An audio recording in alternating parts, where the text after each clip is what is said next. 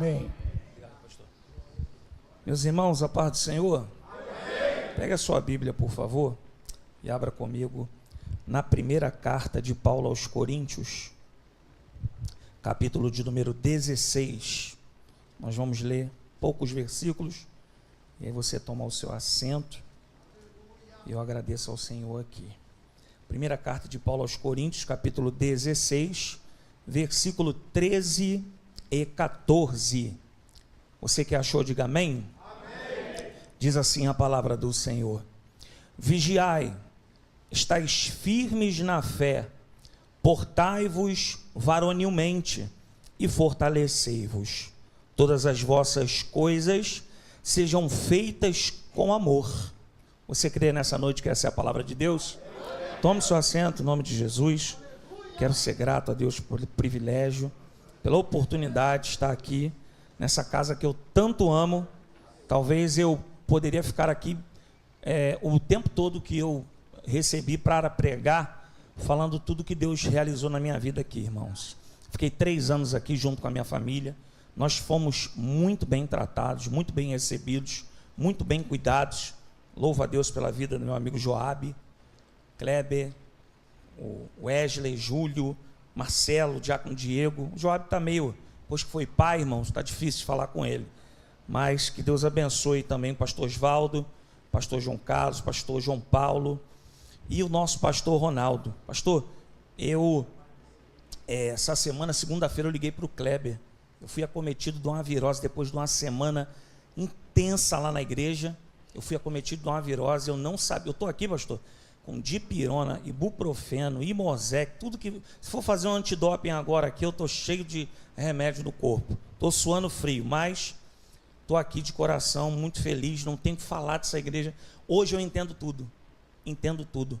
Para quem não sabe, eu estou há 1 ano e 2 meses pastoreando uma filial nossa da Assembleia de Deus de Cordovil, ali em Irajá. Essa igreja foi a mesma que eu dei os meus primeiros passos. E hoje, pastoreando, no sábado, o pastor reuniu todo o campo, as esposas dos obreiros, e me impulsou como coordenador de mais 4 igrejas. E aí eu entendi. Os 3 anos que eu fiquei aqui, eu aprendi com muitos, mas eu precisava também aprender com o Senhor. Se eu não me engano, sou eu o pastor mais antigo que dirigiu igreja aqui, 40 anos. E teve momentos da tua vida aqui comigo que eu falei assim para o senhor, talvez o senhor não lembre, tá? Mas eu falei assim para o senhor, pastor, esse tal problema aqui, por que o senhor não resolve logo? Ele olhou para mim e falou assim, não, meu filho, porque se eu resolver agora eu estrago, vou deixar Deus trabalhar. Então, pastor, eu nunca vi um exemplo, porque eu aprendi, pastor presidente, pastor Francisco, pastor Antônio Gilberto, mas eu não convivi com um pastor de ovelhas assim, vamos dizer assim. Então, a resiliência, a paciência que o senhor tem hoje, eu tenho lá grandes pepinos para descascar, e às vezes o povo chega, pô, por que tu não resolve? Calma, vamos fazer na hora que Deus quer, e Deus tem honrado, tá? Então, quero tributar isso também ao Senhor, tá bom? Porque quando eu percebi que eu tinha mais paciência do que eu imaginava, foi assim que eu aprendi com o último pastor que eu tive. Então, que Deus te abençoe, tá? Irmãos, precisava dizer isso aqui, irmãos, porque hoje nós vivemos um tempo em que por muitas pessoas quererem coisas e acaba bajulando para querer, nós esquecemos de honrar quem deve receber honra. Então não despreze aquele que te ensinou, aquele que fez você aprender de alguma forma.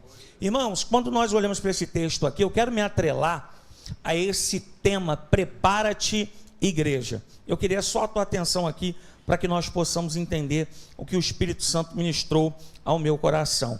Quando nós olhamos para a primeira carta de Paulo aos Coríntios, nós sabemos, e não é a minha intenção aqui nessa noite, sobre os problemas que aquela igreja viveu. Nós sabemos que a família de Cloe, ela intercedeu junto ao apóstolo Paulo para que essa carta viesse a ser escrita. Eles contaram os problemas que aquela igreja estava vivendo, e logo o apóstolo Paulo escreve esse primeiro tratado, essa primeira epístola. Essa não é a minha proposta aqui nessa noite, mas o interessante é que nós sabemos o contexto geral dessa carta. E qual é o contexto geral? Eu separei aqui pelo menos 3 pontos. A primeira intenção do apóstolo Paulo em escrever a primeira carta aos Coríntios é identificar os problemas. Ele quer mostrar aos coríntios que algumas coisas que eles estão fazendo não louvam a Deus, não comungam a comunhão, não estão debaixo da visão que Deus deu ao apóstolo Paulo através dos ensinamentos de Cristo, através dos ensinamentos do apóstolo. Segunda questão aqui, segundo ponto, é que não adiantaria de nada o apóstolo Paulo identificar os problemas se não trouxesse soluções. Então acredito que isso também serve muito para nós nessa noite que estamos nos preparando para a volta de Jesus. Não adianta nós olharmos para os problemas se não pedimos a Deus que através de nós possamos trazer soluções para a obra do Senhor. Terceiro apontamento aqui do apóstolo Paulo é que em toda a carta aos Coríntios você vai ver Paulo ensinando como eles deveriam viver para Cristo em meio a uma sociedade completamente corrupta. Isso não muda de fato hoje o contexto que nós vivemos. Tudo que nós vivemos aqui precisa ser exalado fora da igreja. Afinal, nós aprendemos aqui e praticamos lá fora. Aprendemos aqui e praticamos lá fora. Só que o sistema, ele não mudou. É corrupto, é influenciado pelo inimigo de nossas almas. Então Paulo ele se preocupa em mostrar a essa igreja de Coríntios que se eles se abastecerem de Deus, que se eles estiverem em uma comunhão espiritual com o Espírito Santo de Deus e andarem de acordo com a palavra de Deus, o diabo não pode prevalecer numa igreja que é unida. Louvado seja Deus. Quando nós olhamos aqui o capítulo que antecede o que eu li,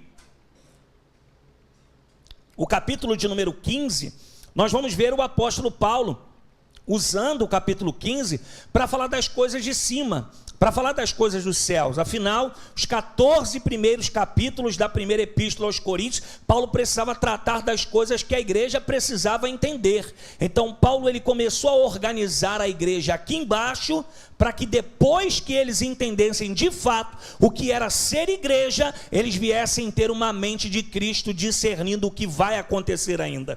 E aí Paulo ele usa o capítulo de número 15 para falar do momento mais aguardado da igreja, do momento mais esperado da igreja, do momento em que uma pessoa que entrega a sua vida para Jesus, desde o primeiro momento em que ela decide servir a Jesus, até ela caminhar, ela já entende que ela não é dessa terra, e que a qualquer momento as trombetas podem tocar e os nossos nomes serão chamados por aquele que morreu e ressuscitou.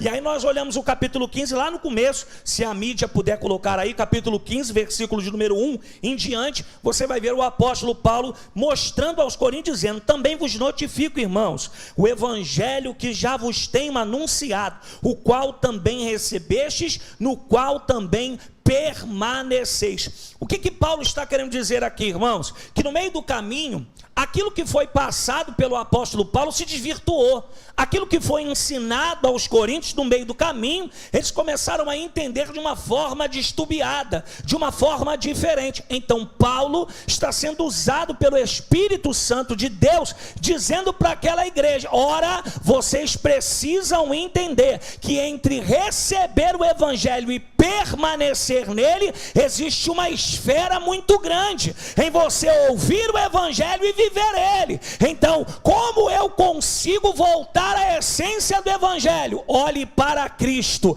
porque ele é o início, é o meio e é o fim daquilo que está preparado e reservado para mim e para você. Louvado seja o nome do Senhor. E aí Paulo ele diz assim no verso 2: pelo qual também sois salvos, se retiveres tal como vos já tenho anunciado. Paulo está dizendo, é o mesmo modelo, não mudou. É o mesmo modelo, não foi alterado. Se ele curava, ele continua curando. Se ele salvava, ele continua salvando. Se ele libertava, ele continua libertando. Porque o mesmo Cristo da época dos apóstolos é o mesmo Cristo que ainda está hoje aqui na IUEP, fazendo maravilhas nesses 74 anos. E aí quando nós observamos aqui o capítulo 15, não disturbando tanto ele, mas só apresentando aos irmãos, o verso 3 ao verso 6, Paulo ele apresenta algumas evidências, algumas provas que realmente Cristo ressuscitou. Ele diz sobre as Escrituras, e ele diz que, no versículo 5, e que foi visto por Cefas, e depois pelos 12. Paulo está dizendo o seguinte: por que Paulo ele menciona Cefas, que é Pedro, e depois fala dos 12? Porque Paulo está querendo dizer que o Cefas, o Simão, filho de Barjonas, antes da cruz, antes do evangelho, era um homem imaturo, era um homem despreparado, era um homem que não tinha firmeza e nem maturidade diante de Deus, mas depois da cruz, se tornou o plano original de Deus, um homem temente, um pastor de ovelhas, alguém pronto a viver o chamado que Deus tem na sua vida. Segundo o apontamento do capítulo de número 15, nós vamos ver esse apontamento a partir do verso de número 51. Paulo ele começa dizendo: eis aqui vos digo um mistério, na verdade nem todos dormiremos, mas todos seremos transformados. Irmão, sabe por que Paulo está dizendo isso aqui? Porque existiram dois obreiros, ou ex-obreiros do apóstolo Paulo, Himeneu e Fileto, que aprenderam aos pés dos apóstolos, que foram treinados, mas não aceitaram estar debaixo da obediência. Porque tem pessoa que é muito boa só quando ela fala, quando é para ficar calado e aprender, quer ir embora. E aí Himeneu e Fileto, eles começaram a se levantar contra o apóstolo e pregar que a vinda de Cristo não era mais necessária a segunda, porque a salvação já tinha sido dispensada. E aí o apóstolo Paulo começa a escrever sobre essa mística, sobre esse momento tão aguardado. E ele diz assim: no momento, num abrir e fechar de olhos, ante a última trombeta, porque a trombeta soará, e os mortos ressuscitarão incorruptíveis. Irmãos, quando o apóstolo Paulo fala sobre um corpo incorruptível, ele está dando ao entendimento dos coríntios um corpo glorificado. Um corpo que não tem células daqui da terra, um corpo que não é carnal, mas um corpo dispensado pelo próprio Deus para a minha vida e para a sua vida. Só que quando nós olhamos para isso, nós começamos a perceber que é muito mais do que o texto está dizendo. Porque se Paulo está dizendo que quando a trombeta tocar, quando Jesus aparecer dos altos céus, nós teremos o nosso corpo glorificado, Paulo está dizendo que nós não teremos mais dor de cabeça, nós não teremos mais pressão alta, nós não teremos mais dores nos ossos, não haverá mais crise de ansiedade, não haverá mais depressão, não haverá mais mágoa no coração. Ou seja, tudo que acontece aqui tem um tempo validado pelos céus, porque quando a trombeta toca, tudo aquilo que se levanta contra nós ficará aqui, e é por isso que você precisa estar com seus olhos voltados ao céu. Terceira fase do capítulo 15, você vai ver o apóstolo Paulo, ele ensinando aos coríntios a responsabilidade que eles devem ter. E aí você vê no versículo 57 e 58, Paulo dizer: mas graças a Deus, que nos dá a vitória por nosso Senhor Jesus Cristo. Sabe aquele livramento que tinha tudo para dar errado, mas não deu? Foi graças a Jesus Cristo. Sabe a história da tua vida que tinha tudo para você ser mais um, e Deus foi lá e colocou a mão? Graças a vitória pelo nome de Jesus Cristo. Se não fosse Jesus Cristo, nós não estaríamos nem aqui nessa noite. Se não fosse Jesus Cristo morrendo na cruz do Calvário, eu e você não teríamos fôlego de vida. Então eu penso que se tiver um motivo supremo nesta noite, primordial, de nós glorificarmos e exaltarmos ao nome do Senhor, porque a vitória da IUEP é dada pelo nome de Jesus Cristo. E aí Paulo ele encerra o verso 58, falando um dos textos mais célebres que nós conhecemos. Ele diz assim: portanto, meus amados irmãos, sede firmes e constantes, sempre abundantes na obra do Senhor, sabendo que o vosso trabalho não é vão no Senhor. Aqui há muitas recomendações. A primeira delas é a simplificação de Paulo em mostrar aos coríntios a grande diferença que existe entre firmeza e constância. Firmeza é alguém decidido. Firmeza é alguém que toma uma decisão e não volta atrás. E decisão diante de Deus. Firmeza é alguém que vai sem pensar em voltar, mas não adianta ter só firmeza se não tiver constância, porque quando chega o dia mau, aquele que está batendo no nosso ombro não fica, mas a certeza e a convicção de quem te chamou tem que ser suficiente para você permanecer. Então, sede firmes e constantes. Aí Paulo continua, sempre abundantes. Paulo está dizendo que esta igreja não só produz quando tudo está dando bem, mas ela produz sendo perseguida, ela produz quando tudo está dando errado, ela produz quando o inimigo se levanta, porque uma igreja só produz quando todos arregaçam as mãos para poder fazer. E aí ele continua dizendo, sempre abundantes na obra do Senhor. Nós vemos um grande reflexo nos dias de hoje. Hoje é a festividade dos homens. Muitos homens que fogem do seu chamado. E aí você vê um camarada que poderia ser um bom pastor, um bom presbítero, um bom diácono, um bom auxiliar, um bom pregador, um bom ensinador, um bom regente. Aí está ele lá, de 8 da manhã à meia-noite na academia. Está ele lá, de 8 à meia-noite, correndo para poder segurar o físico.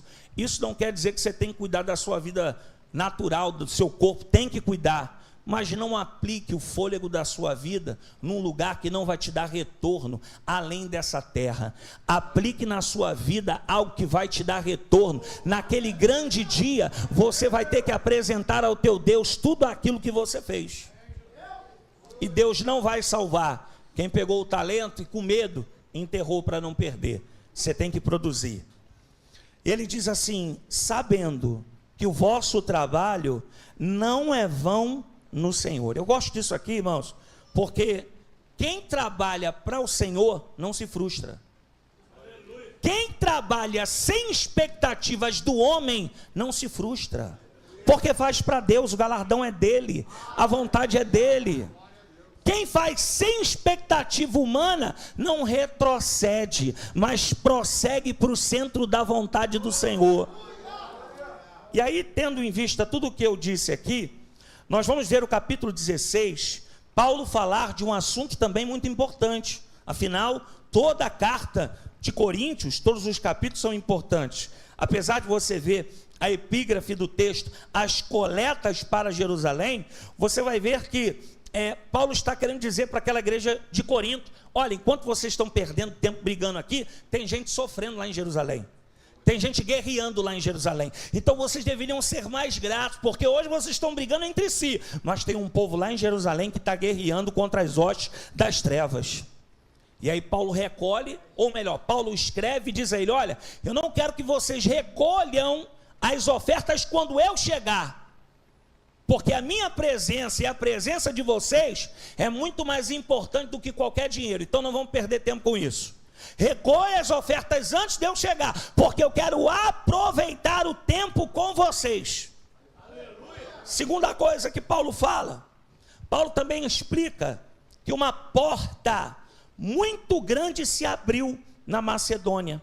E aí você sabe muito bem que essa porta que se abriu é referência a Atos dos Apóstolos, capítulo 16 e 17, que é justamente aquele momento em que aquela menina tem um espírito maligno e que está dando dinheiro para alguns homens enganadores, e aí quando ela vai elogiar Paulo, Paulo repreende aquele espírito, e aí Paulo e Silas vai para aquela prisão, e aí na prisão Paulo e Silas clamam ao Senhor, orando, louvando ao Senhor, e de repente há um grande terremoto naquela prisão, e pense vocês, que aquele terremoto não foi para soltar Paulo e Silas, mas aquele terremoto foi para tirar todas as travas que estavam no coração daquele carcereiro, porque quando ele viu tudo acontecendo, ele se rendeu aos pés do nome de Jesus, não só ele, mas toda a sua família. Pregador, o que isso tem a ver? Deus irá nos colocar em cenários que parece que é difícil para nós, mas Deus nos coloca em cenários, porque nesses cenários Deus quer glorificar o nome dele sobre as nossas vidas. Bem, Você vai perceber que após tudo isso, e aqui eu já caminho para encerrar, você vai ver que o apóstolo Paulo, ele ainda não está em Corinto, ainda não chegou. Você vai perceber que ele diz assim, olha, uma porta muito larga me abriu, muito grande. Só que junto com essa porta que abriu também a guerra. A guerra foi grande. Porque assim como Deus abriu, o diabo viu também que a porta foi aberta. Então Paulo entendeu, os coríntios ainda conseguem se virar, mas aqui eu não posso arredar meu pé até Deus fazer essa porta continuar aberta. E aí Paulo, ele dá recomendações, no capítulo 16, no verso 13 e verso 14. E é por isso que eu disse aos irmãos, quando eu olhei para esse tema, prepara-te, igreja. Irmãos, preparação não é no futuro, preparação é no presente. Isso já é desde os primórdios da Bíblia, porque quando Deus usou Moisés para fazer o povo sair de dentro do Egito, Deus deu condições a Moisés, olha, quando vocês entrarem para o deserto, esqueçam o Egito, esqueça a comida do Egito, esqueça os deuses do Egito, esqueça a cultura do Egito, esqueça tudo que vocês aprenderam no Egito. E agora, o que a gente faz? Vocês vão andar no deserto, eu vou enviar uma nuvem para vocês de dia, uma coluna de fogo à noite, comida vocês não preparam, eu preparo para vocês, mas vocês precisam viver como se já estivessem em Canaã, como se já estivessem na terra prometida. O que Deus está querendo dizer a Moisés, vocês precisam viver hoje como se já fosse no futuro. E aí eu queria me ater aqui sobre esse prepara-te, igreja. Pelo menos 5 recomendações que Paulo dá aos coríntios. Por quê? Porque Paulo diz assim, olha, eu ainda vou demorar um pouco, mas quando eu chegar, eu preciso que até a minha chegada, vocês façam isso, isso, isso e isso. Isso não é muito pertinente ao entendimento de Jesus? Jesus disse, olha, eu vou para o meu Pai que está nos céus, mas deixarei sobre vós o Consolador. Jesus estava ensinando a igreja o seguinte, eu vou, vai ter alguém que vai cuidar de vocês, mas vocês precisam estar aptos, para que quando eu volte, vocês estejam no centro da minha vontade. E aí Paulo, ele diz aqui, primeiro, versículo 13, vigiai. Vigiai aqui é estais alerta contra os perigos espirituais. E talvez alguém diga, que perigos espirituais nós temos nos dias de hoje? Vários, mas eu vou dizer só um aqui. Hoje, um dos perigos espirituais que mais deturbam a igreja, que mais desviam crentes do propósito de Deus, que mais tiram pessoas do preparo do Espírito Santo, é a santidade sendo vista como performance. Se fala muito em língua é muito cheio, se roda muito é muito cheio, se prega muito é muito cheio, se canta muito é muito cheio. Nós precisamos ter cuidado com isso, porque existem pessoas que pregam muito, mas pregam em adultério. Existem pessoas que fazem e acontecem, mas têm uma vida completamente desregrada. E eu aqui estou falando para crentes maduros, esse desvio do Banco Master, uma igreja muito renomada no nosso Brasil está envolvida. Então não estou falando nenhuma besteira. O que nós precisamos ter cuidado é o que Paulo está dizendo aos coríntios, vigiai. E o que é vigiai? É você se colocar em alerta. Os pastores aqui sabem muito bem, hoje eu estou vivendo isso. Assumi uma igreja no bairro que eu moro, sou criado há 38 anos lá, e aí de repente vem o representante do deputado fulano de tal. O que você está precisando aí? O que você quer aí? O que você está precisando? Eu faço aí? Por quê? Porque são coisas que vêm sorrateiramente penetrando dentro da igreja, e se nós não fincarmos o pé e vigiarmos contra isso, isso vai roubando uma santidade imaculada que a igreja precisa ter. Será que tem alguém nessa noite que entende essa palavra? Uma religiosidade sem verdade, uma religiosidade que Deus não aprimora. Então nós precisamos ter vigilância, porque ser cheio do Espírito Santo é você ter uma mudança de vida. Algumas pessoas que querem sempre pedir perdão à igreja, e eu passo por isso lá também na igreja que eu pastorei. Chamei eu tenho 3 pastores auxiliares, são os 3 vice-presidentes, vice-dirigentes. E eu chamei um agora no gabinete e falei: você está proibido de pedir perdão à igreja. Porque toda vez que você mete o pau nos obreiros, você faz isso, e aí depois você quer pedir, você é inconstante. Você tem que mudar de postura para eles verem a mudança em você.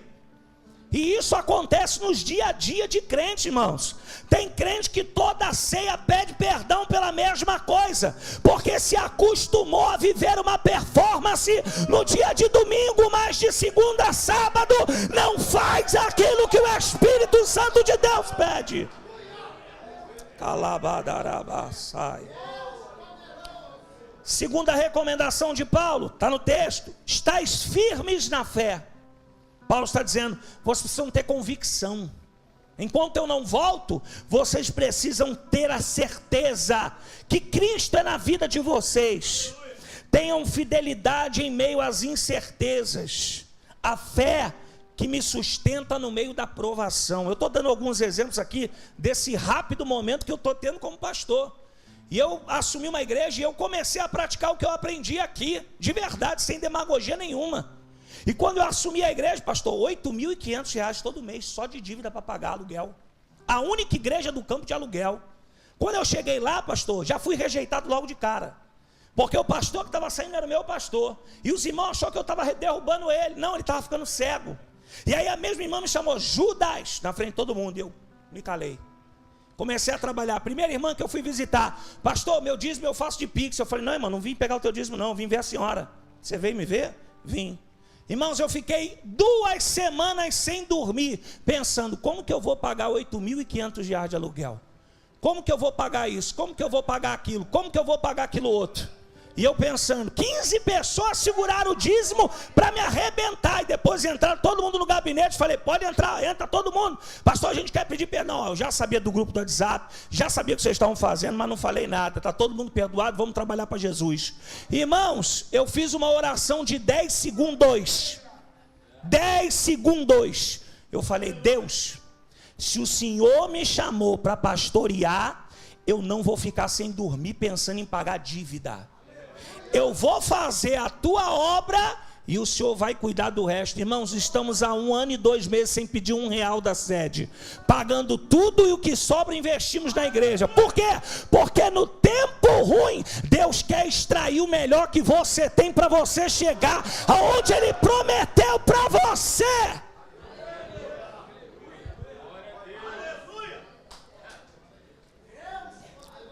Terceira lição, Paulo diz, portai-vos varonilmente, ou seja, sejam corajosos. Isso aqui, irmãos, é intrigante, porque portar-vos varonilmente é o oposto de uma criança. Uma criança é imatura.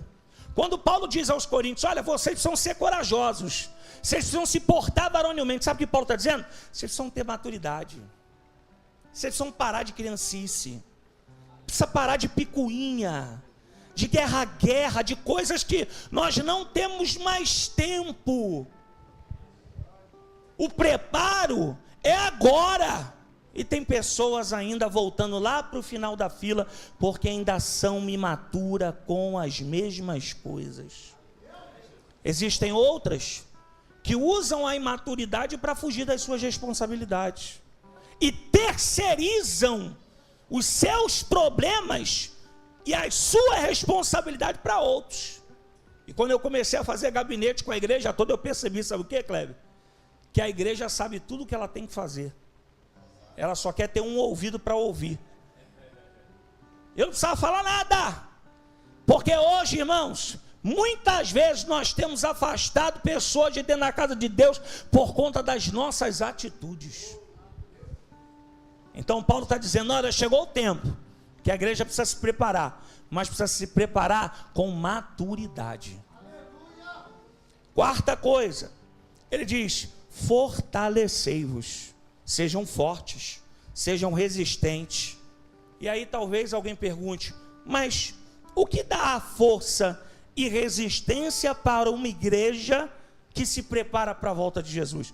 Irmãos, nós mudamos muitas coisas. Eu não tenho muito tempo de crente, mas aceitei Jesus em 2004. E nós mudamos hoje, tem telão, tem cores, tem... Mas, irmãos, a forma de nós crescermos e ser forte no Senhor não mudou. É o jejum, é a oração, é a palavra, é a busca do batismo com o Espírito Santo. E nós vemos hoje homens, muitos anos na igreja, que não são batizados com o Espírito Santo, que não falam em línguas, que não têm discernimento. Irmãos, eu preciso dizer algo aqui nessa noite.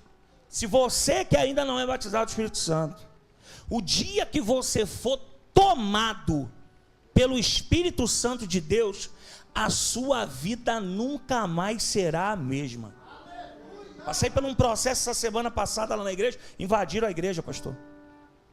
E eu chegando de um compromisso, o Espírito Santo falou para mim, liga, eu coloquei câmeras, pastor, na igreja, liga a câmera da igreja, liguei, 2 homens conversando, e eu olhei e falei, e agora, o que eu faço? Vou lá, resolvo do meu jeito? O Espírito Santo, não, dobra o teu joelho aí. Irmão, dobrei o joelho, eles quebraram a telha, eles subiram em tal lugar, não conseguiram entrar, porque tem coisas que nós só podemos resolver do jeito que Deus nos ensinou. Não é na nossa vontade, não é no nosso braço, não é da nossa forma, mas é na essência que o Espírito Santo de Deus nos fez entender pela sua palavra. Por último, Paulo diz, ainda no capítulo de número 16, da primeira carta aos Coríntios, no versículo 14, ele diz assim, todas as vossas coisas sejam feitas com amor. Paulo está dizendo que o amor em servir a Deus e a sua igreja, o amor em se preparar como igreja, como noiva para o Senhor, é um amor que precisa ser verdadeiro, é um amor que precisa regar diariamente a nossa vida. E aí quando nós olhamos para isso, o amor e a generosidade, Paulo está dizendo o seguinte, vocês precisam proporcionar na vida do próximo sem interesse. Sabe o que é você fazer por alguém sem esperar nada em troca?